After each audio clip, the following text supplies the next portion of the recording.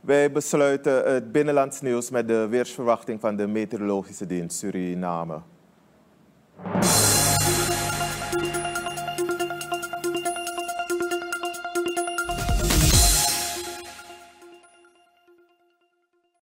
Vanaf de vooravond blijft het droog en helder met rustig en aangenaam weer. Tegen het einde van de nacht kan lokaal nevel ontstaan, vooral in bosrijke gebieden. Morgen, 25 oktober, wordt het een warme dag. De ochtend begint met een deels bewolkte lucht, maar in de middag neemt de kans op regen toe.